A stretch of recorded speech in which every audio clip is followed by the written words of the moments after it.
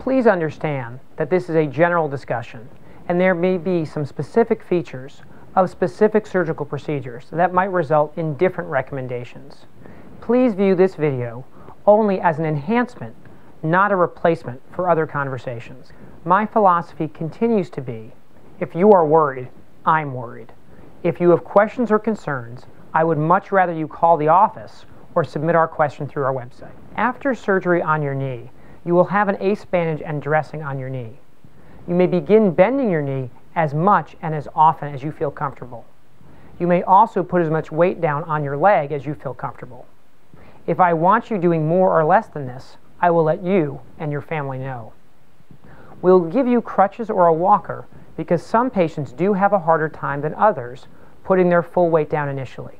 And I do want you to have as much mobility as possible. Okay, let's talk bathing, of which I am a very big fan.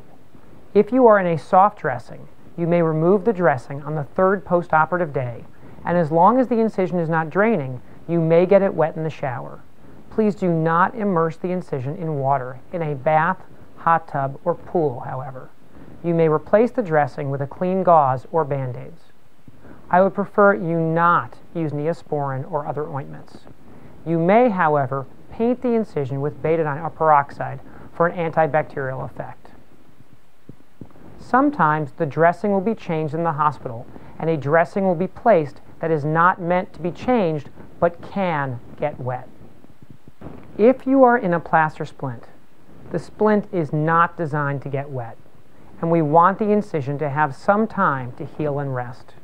You can bird bath around the splinted area, or many patients find that wrapping the splint with saran wrap and then also using a rubber band at the top and bottom can work well, better than the old garbage bag approach. Even with the saran wrap technique, however, you do not want to immerse the limb in water or of shower spray directly on the area. There is a huge variation in pain levels after surgery, but surgery of all kinds does hurt. A good technique is to alternate ibuprofen with the prescribed pain medicine. As long as you do not have an allergy, sensitivity, or other medical reason not to take ibuprofen, adults can take 600 to 800 milligrams, 3 to 4 tablets, and then 4 hours later, take 1 to 2 tablets of the pain medicine. 4 hours after that, take the ibuprofen again, and then you keep alternating. This has proven very successful for patients.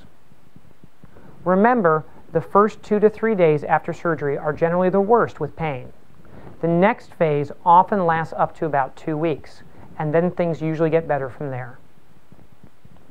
Almost all of the prescribed pain medicine, Percocet, Vicodin, Tylenol No. 3, Norco, have Tylenol built into the pill.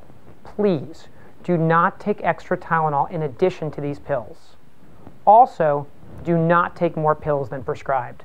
This can be extremely dangerous for you. You are not better if your knee heals, but you permanently damage your liver. One important thing to discuss is the small but real risk of blood clots. To reduce the risk of blood clots, I used a squeezing device on your uninjured leg during surgery.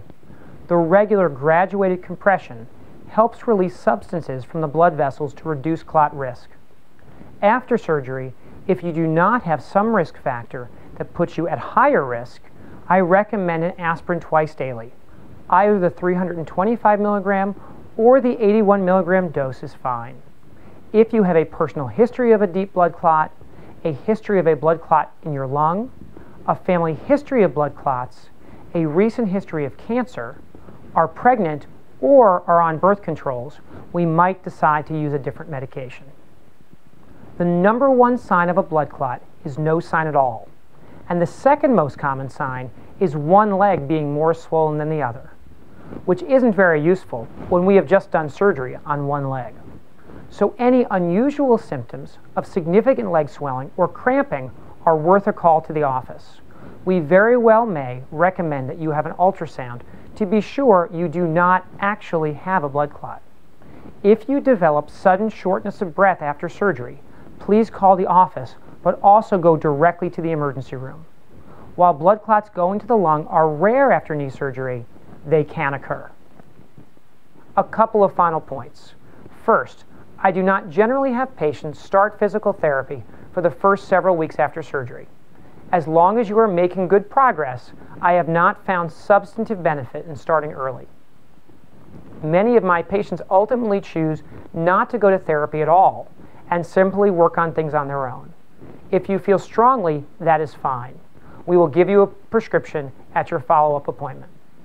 Note that some insurance plans require authorization, and that some plans can take quite some time before therapy is actually approved.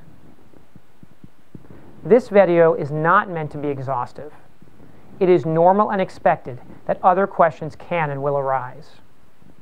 My goal, and the goal of OrthoArizona, is to get you back doing the things that you need to do and the things you like to do as quickly as possible and as safely as possible. I honestly wish I could guarantee every patient a perfect outcome, but as I have likely told you in the office, I have not yet been made all-knowing and all-powerful.